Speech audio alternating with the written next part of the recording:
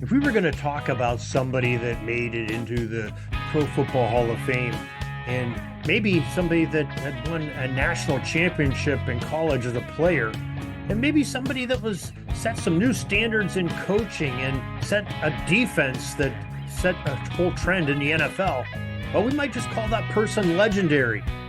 This person that we're talking about is Coach Dick LeBeau. He's our guest today to talk about a book he wrote about the 2008 Steelers defense he coached, and he titled it Legendary. Coach is up in just a moment to tell us all about it. This is the Pigskin Daily History Dispatch, a podcast that covers the anniversaries of American football events throughout history. Your host, Darren Hayes, is podcasting from America's North Shore to bring you the memories of the Gridiron, one day at a time. Hello, my football friends. This is Darren Hayes of PigskinDispatch.com. Welcome once again to the PigPen, your portal to positive football history. And, you know, there's players and there's coaches and there's all-time favorites. And if you sort of take all the players that played major college football and in the NFL, and you put them on a graph, and then you circle the ones that played in a national championship in college, and then you take and you circle the ones that made the NFL, and you cluster together the ones that are in both. And you just keep drawing circles. Ones that had a Pro Football Hall of Fame career, have been in championship games, Super Bowls, to win as a coach. And I can't tell you how many there are, but I can't imagine there's too many. And we have the honor of having a gentleman that probably is in the middle of all those circles today. He's got a book coming out that he's co-authored. It's called Legendary, Dick LeBeau. And he has wrote the book with Scott Brown and George Von Benko. It's coming out here in just a few days in July. And we would now like to welcome Coach Dick LeBeau. Welcome to the PigPen. Hi, Darren. Thank you for the very nice introduction there. The only thing that you probably left out is how blessed I have been to be the recipient of many of those situations that you were alluding to. And I never let a day go by that I'm not thankful for the longevity part of it first, and for the good things that have happened to me. Good to see you. Hey, it's great to see you too, Coach, and you're looking great. And we appreciate you taking the time here to share some of your history of football with us. Now, if you don't mind, if I could go back and talk a little bit about your playing career, because you really have some interesting points that really jumped out as I was doing some research here for our discussion. Now, first of all, is your college career, and you played under one of the the most legendary coaches of all time with a great last name, may I add, no relation. Maybe you could just tell us a little bit about your time at Ohio State and playing for the legendary Woody Hayes. Well, again, I was blessed. The list of coaches that I got to play for or work under are another one of my tremendous blessings. The Paul Brown, Vincent Barty, and Don Shula, and I mean, I can go on and on. I mean, I just happened to have a type of career that overlapped with those kind of guys, and was exposed to them in many instances. But in my college days, there's an old saying. They say, if something doesn't kill you, it's good for you. And it didn't kill me, so it must have been good for me. And I was privileged to be on a very strong group of athletes, with a strong group of athletes. And we did win the national championship in '57, and we won the Rose Bowl. And as a kid, I grew up about 25 miles from the Horseshoe, Ohio State's football stadium. And we used to get to go to one game a year. My uncle would take me. And of course, anybody in Ohio is an Ohio State fan, almost. And then that's really not an overstatement. And that was one of my dreams growing up. And to actually get to put on the scarlet and gray and perform in that stadium. And the Rose Bowl was the granddaddy of all bowl games. In those days, there were only about 4 of them. And that was the first one. And it was the most coveted bowl to be in. And I got to do all of that. So couldn't have worked out better for me, the Ohio State situation. Yeah, and doing the research on it, something that really jumped out at me that I didn't know about you that I learned, and maybe you could talk a little bit about, you're known as a defensive coach, probably the greatest defensive coordinator of all time, by many say, and not just me saying it, you have people like Ron Jaworski saying that. And I know you were an outstanding player in the NFL as a defensive back, but you had a little offense in you at Ohio State, and including some touchdowns at some big games. Maybe you could talk a little bit about that. Well, first of all, Darren, they say the term greatest and genius, that's a guy that's from out of town. That's what it is. Uh, I was I was blessed uh, to be with a great bunch of athletes. In those days, there wasn't a nationwide recruitment. Excuse me, but everybody on my team was from Ohio, pretty much. And what people don't know, the NCAA had a ruling at that time. I went to college from 55 to 59. And the NCAA did not want to get into competition with the NFL, which was just coming on after World War II and gaining strength with the American football fan or the American sports fan, really. So they set up, the pros were the first to do the platoon system. A group of guys played defense, a group of guys played offense, and special teams were just sprinkled in there. Well, the NCAA passed a rule, which they called single platoon, and you could only start, if you started the quarter of the game that you were in, you could only be substituted for one time. And if you did not start the quarter, then if somebody came in for you, you could only go back in the game. Let me phrase this, get this right. If you didn't start the quarter, you could only go out on the field one time. So if you went in for one play to carry a play into the quarterback, and you ran that play and you didn't make it and you punted and you came out, you were dead for the rest of the quarter. So to keep track of all these things, who could go in the game and who couldn't, they had two sets of benches on the sideline.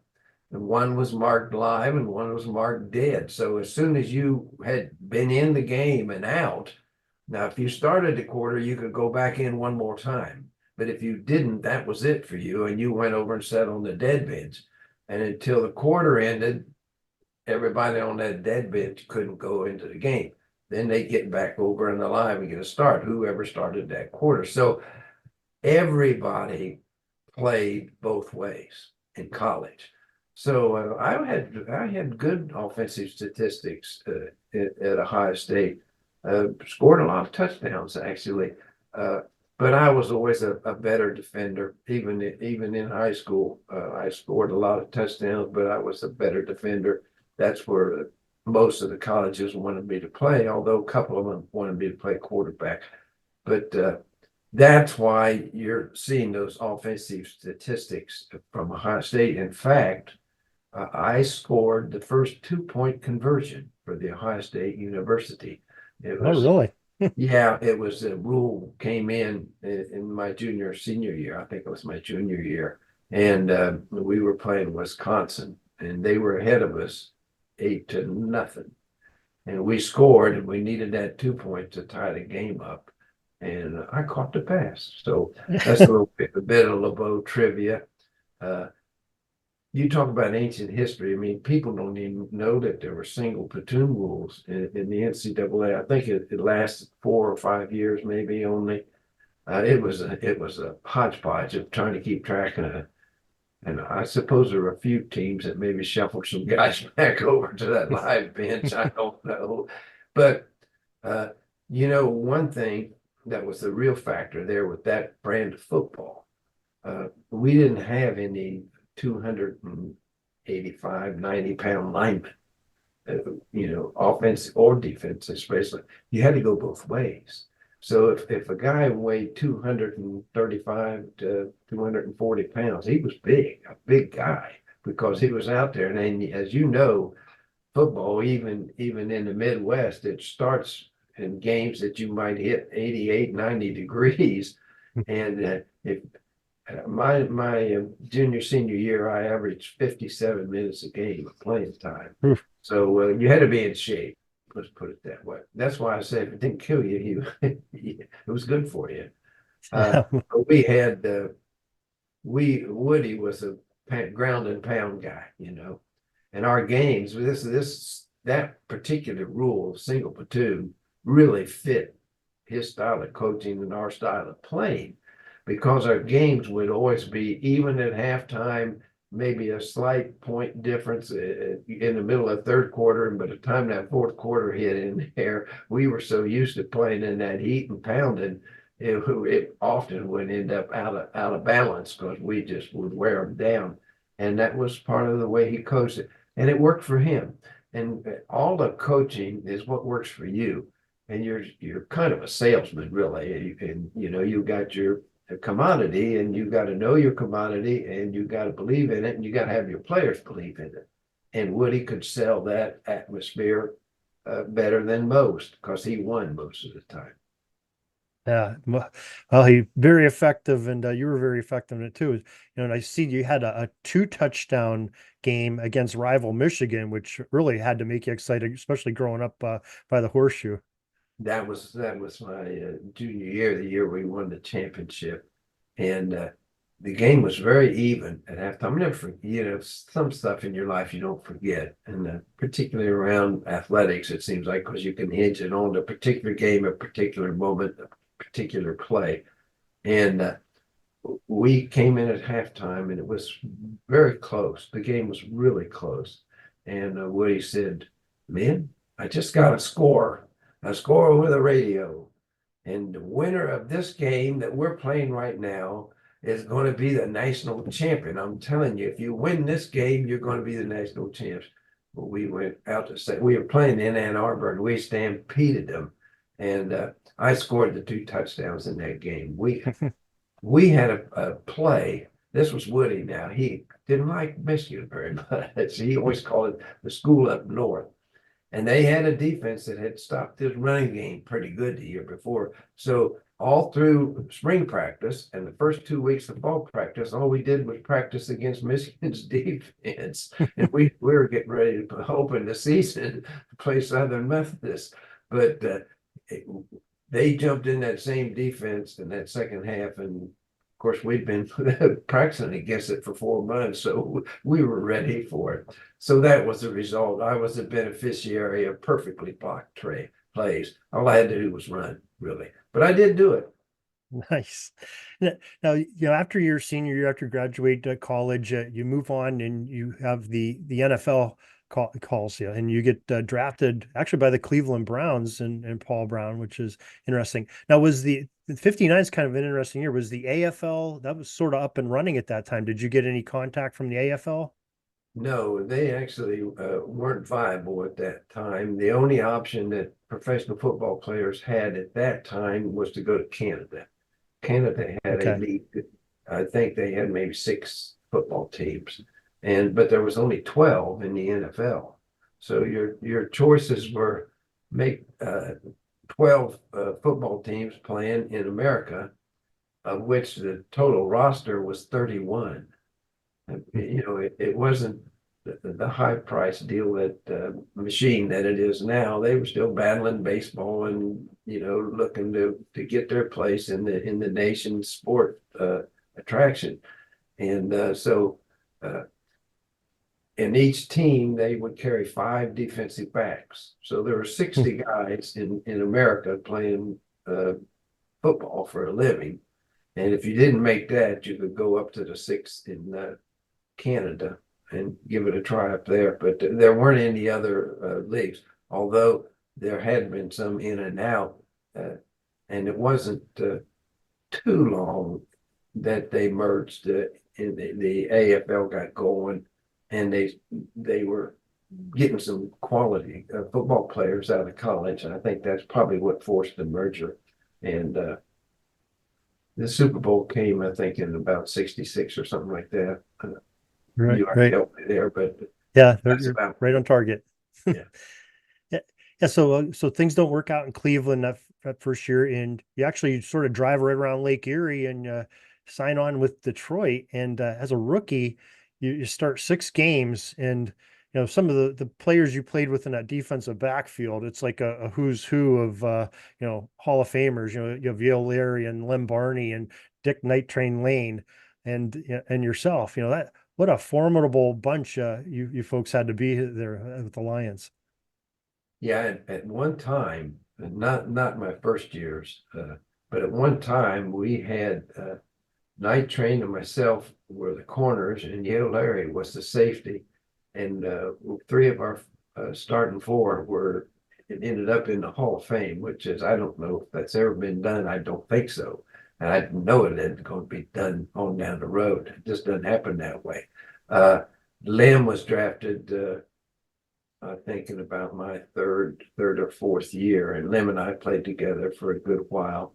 It was after Night Train had been there and retired.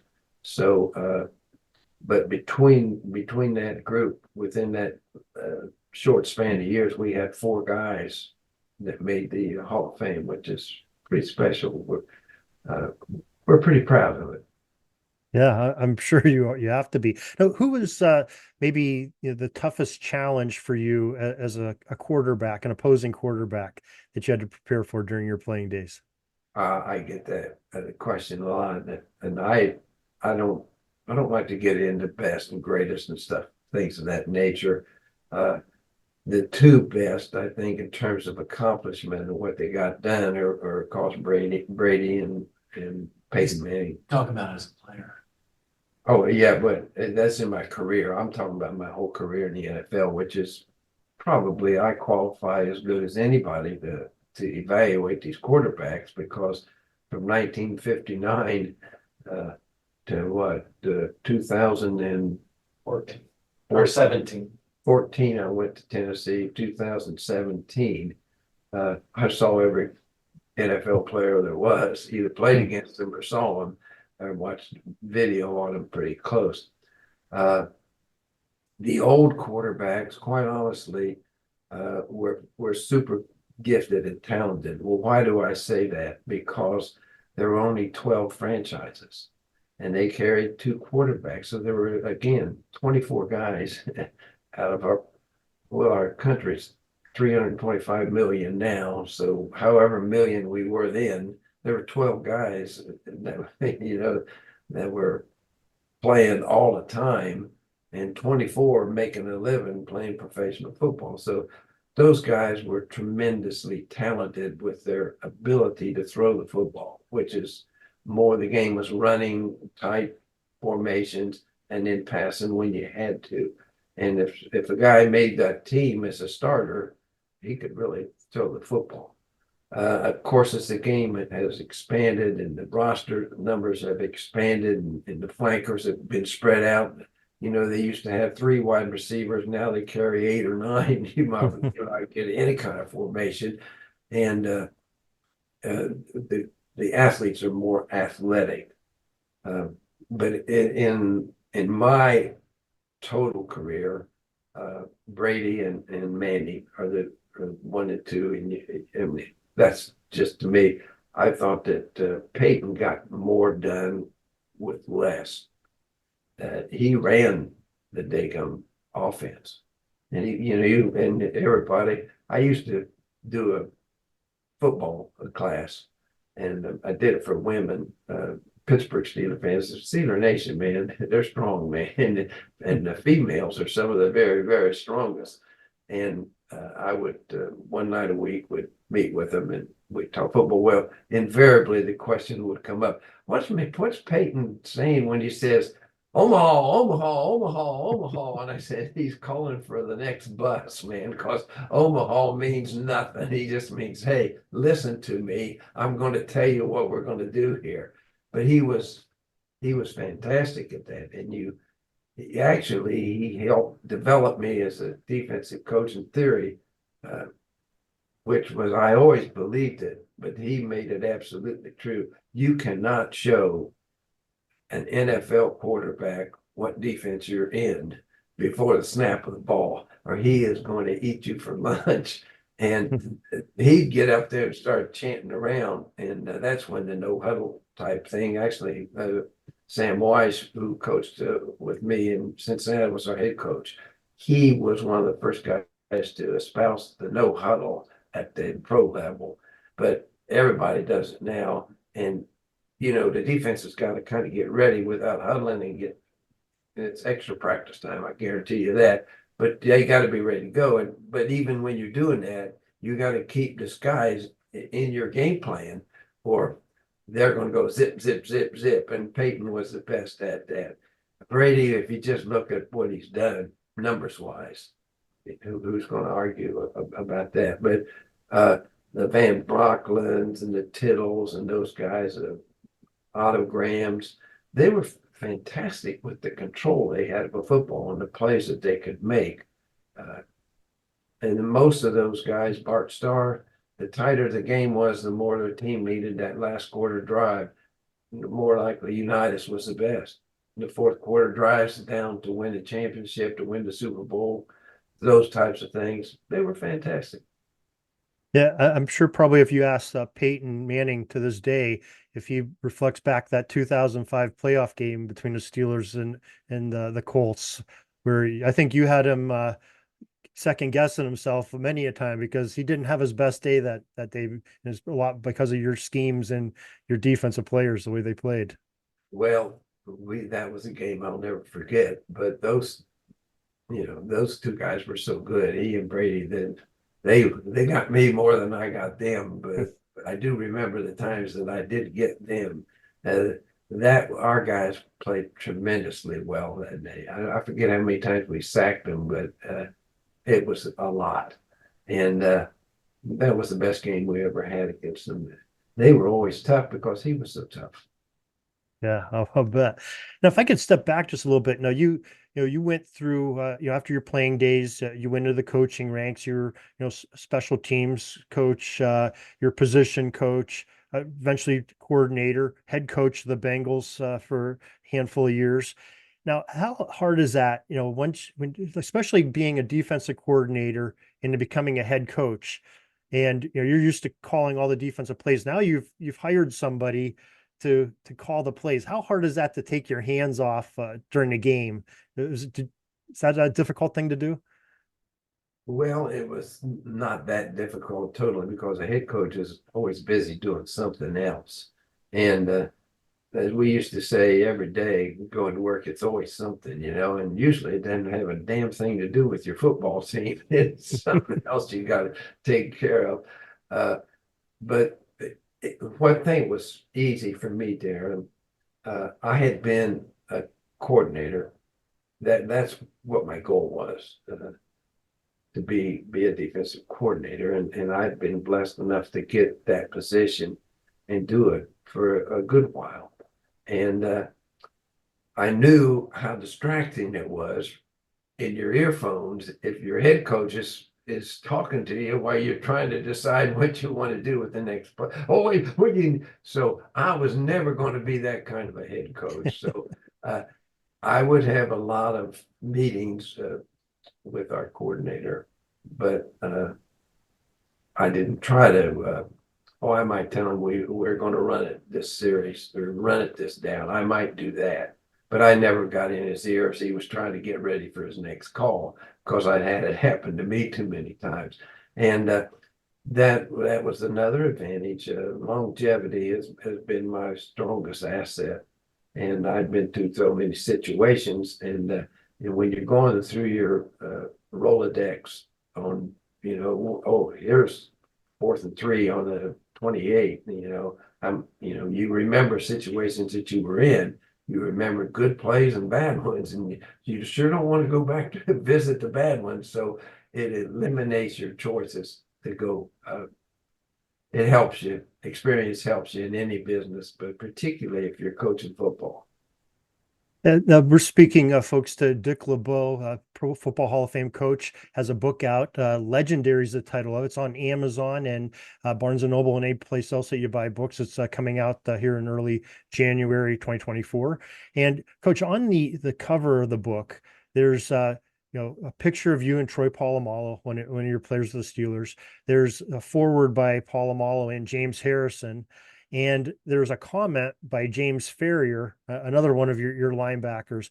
Now, the theme is continuous. Your players loved you as a coach. They'd do anything for you. I can remember when you were inducted in the Hall of Fame, I believe it was during training camp, the whole Steelers training camp stopped and took that short drive up to Canton from Latrobe to watch you get inducted on it. Now, there's takes a special person to have all of your peers and your these superstars of the NFL to love you that much, to want to do that. And is it something, what's your secret sauce that got you to be so successful and so loved by your fans and players alike?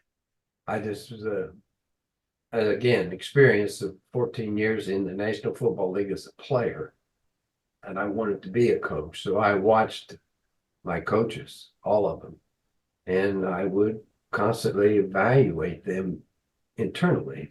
And I don't think I would do it that way, hey, that was good. And so I was gaining data all along for a coaching career. And I decided pretty early that I was going to treat our players the way I wanted to be treated when I was a player. And my mother was a particularly blessed person, and I thank her for every asset that I ever ended up with, because she molded me in the things of value in life, and the appreciation of other things in life and other people in life, and the realization that you're not the only person on the planet, and that everybody's got a right to their own little space. And I try to treat people that way all my life. But basically, I never tried to be anything other than what I was. And I had a genuine desire to help our players get better. A coach is nothing but a teacher. And I just wanted to teach them what I learned the hard way in 14 years of going down the wrong turn sometimes. And they don't do this because it doesn't work. And that increased my percentage of being right in what we were doing. And I would say this, Darren, if we had never won a game, if I had never held a job more than 1 year, got fired, which coaches get fired on occasion, to have my players talk about me the way these guys did in this book, I would have considered my career a complete success. That's all that I ever wanted to do, was to help our players get better, to share some of the knowledge that I had acquired through a lifetime of National Football League football.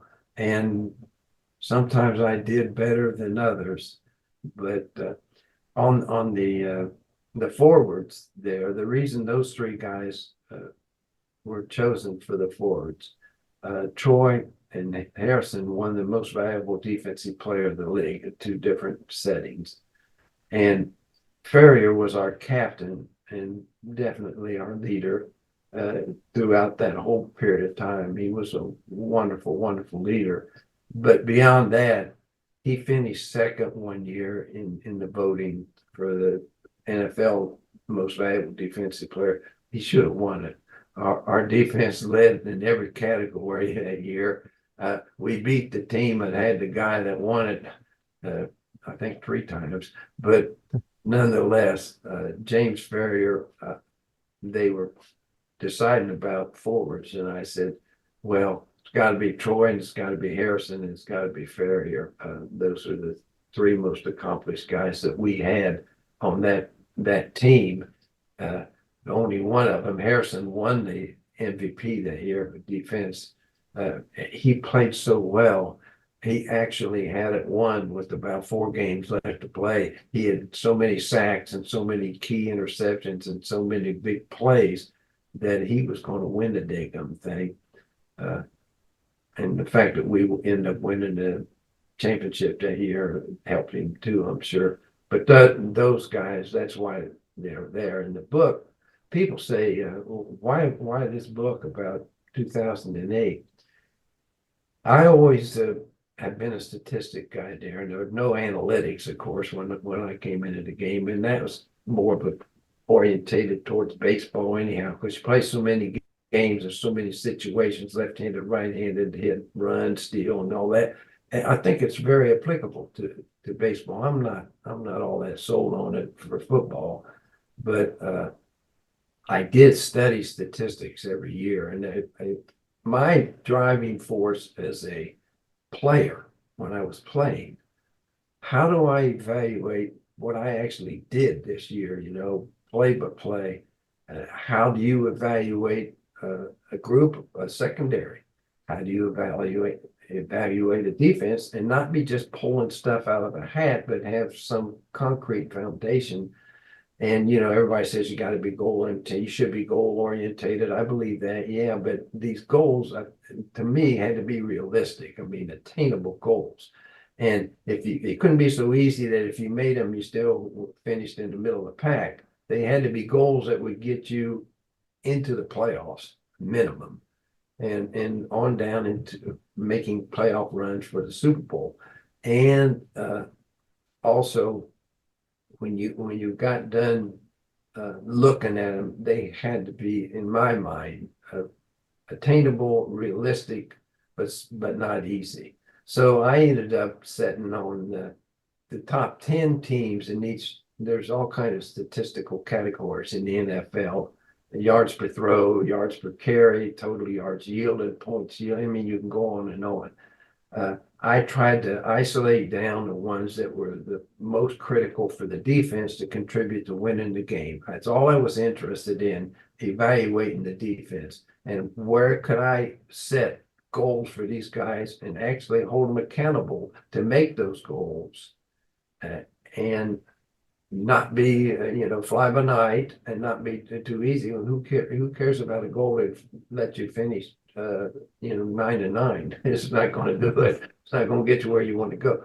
So I had been compiling this study, and as the rules changed and the squads expanded and the overall ability of the players and coaches grew, sometimes the statistics changed, but I would say for about the first 15 years, I didn't ever have to change the numbers at all. They were just good. And that's when I knew I was on the right track. Well, having been at least indoctrinated to myself that this was good, it was good to give something for me to teach my players around and about and set goals that, hey, you played well this week. If we keep going at this rate, we're going to be very productive and a quality defense. I focused on that. I was more interested in evaluating that part of the game because that's what I was responsible for. And I could still feel pretty worthwhile saying, man, this thing, I'm going to throw this video in the wastebasket. We're not even going to look at it because it's not us. We were terrible. And then I would show them why statistically. And what happened there in my mind, I began to get a good feeling for what was good and what wasn't. Well, in the 08 defense, which this book is totally about, there's a reason for the book. And you'll see I'm going around the barn here a long way, but this is how I came to say that this book should be written. I kept track of our statistics and would talk to them weekly about it. And you don't have any time for anything but to get ready for the next game, basically, and the next day's practice. That's all you do in the football season if you're an NFL coach. So I said to myself a couple of times, number one. This is pretty good. This is unusual. All these years of compiling these stats, I hadn't seen anyone do it with that type of repetitiveness. That, what were they on this? Number one. What were they on this? Number one. Where were they here? Second. Where were they? Number one. I said, this is pretty fantastic. I said, I hope we can keep this up because it could be a memorable year. Well, we did. And we ended up winning the championship, which, of course, doesn't hurt for the climatic end of the book anyhow. But when we got through it, say, I think I was about 71 years old myself with this season. I said, somebody should write a book about what these guys did this year. I said, I'd do it, but I got to get ready for the draft that's coming up here in a month. So I didn't have time to do it then. And I just watched the stats continually because I didn't know I was going to work 10 more years at the time, or I would have written it sooner. But nobody came close to those numbers. And I noticed that. And I said, I'm going to write a book about these guys when I get out of football and get a chance to do it. So that's the reason for the book. And I guess I couldn't tell it without telling some of my personal experiences in the National Football League. And we threw some of those in there too. But the book itself is about the extraordinary statistical year that these guys put up. And the main thing was it was not that they were so great play in and play out, but in the end, they didn't give up any big plays. And as a result, the other team always had to go the hard way. And so their numbers totaled up were fantastic because people just couldn't block them enough or couldn't get them beat enough to throw the ball to make the big long pass. And if they got a hole, if they got the front block, which didn't happen very often, and they got a hole, there was always Troy or Ryan Clark, or our corners were wonderful tacklers. One of those DBs was going to get them on the ground where they only made 7 or 8 yards instead of 25 or 30, which results in the big yardages gain. And therein lies the story for why the book. And I'm hoping at least now there'll be a record where people can read and compare them with what defenses are giving up today in today's game. And they were totally in the now in terms of high-powered offensive formation players, athletes, and everything. They were defending the same thing they're defending now. They were just very special players. And that was the reason for the book. They just had a special thing with them that they weren't going to let people cross the goal line. And the best way to do that was not let them get big plays, and they didn't give up any. They were fantastic. Yeah, they definitely were. And Coach, it was a pleasure to watch that season and watch your whole career. Steelers Nation, on behalf of them, I'm going to tell you thank you for bringing us such great defense. You know how Pittsburgh loves defense. At least all my years of watching them, we love it. And you definitely epitomize that and took the defense #1 in so many categories, like you said. And I can't wait for the book. The book is coming out on July 9th. Again, like we said, on Amazon and major retailers. There's also an audio version that's going to be releasing the same day on July 9th. So we're excited about that too for folks that want to listen in the car or whatever. And Coach, it's been quite an honor to talk to you today. I know there's so many more things that people want to learn about, the zone blitz and everything I thought, which I know you have in the book. That's why I didn't really want to touch on. I want folks to read it, and so well, I'll be honest with you. There are not too many secrets in there about the zone blitz. I let them figure it out themselves. okay. It's not an instructive text. It's a text of praise for a group of athletes that were fantastically gifted and bonded. And they still meet today. They get together today, and they will as long as any two of them still left on the planet. And they were very special, and it was my benefit to get to call a place for them. That's all I had to do. Well, I think it's much more than that, because you had some genius things too to put them in the right position to make those plays and to coach them up. So I'm sure I know they all appreciate that and appreciate you for what you did, and your playing experience as a football historian. What a story, over 6 decades of NFL football. That's just unbelievable. That's what it And is. to be so successful at everything you did too. That's just a tremendous attribute that you can hang your hat on, and tell what kind of person you are. Had some good years and some bad years, Darren. That's tough. The tough league, you know. Oh. Everybody's after the one prize. Everybody else comes in second or worse. Yeah, that's for sure. And Coach, we appreciate you coming on today and sharing this and writing this book and sharing the story of that 2008 Steelers defense and your career. And can't wait to get our hands on it. And again, I thank you and for honoring us and talking with us today. Well, you're welcome, and thank you, Darren, for having me. That's all the football history we have today, folks. Join us back tomorrow for more of your football history. We invite you to check out our website, pigskindispatch.com, not only to see the daily football history, but to experience positive football with our many articles on the good people of the game, as well as our own football comic strip, Cleat Marks Comics. Pigskindispatch.com is also on social media outlets, Facebook, Twitter, Instagram, and don't forget the Pigskin Dispatch YouTube channel to get all of your positive football news and history. Special thanks to the talents of Mike and Gene Monroe, as well as Jason Neff for letting us use their music during our podcast. This podcast is part of the Sports History Network, your headquarters for the yesteryear of your favorite sport. You can learn more at sportshistorynetwork.com.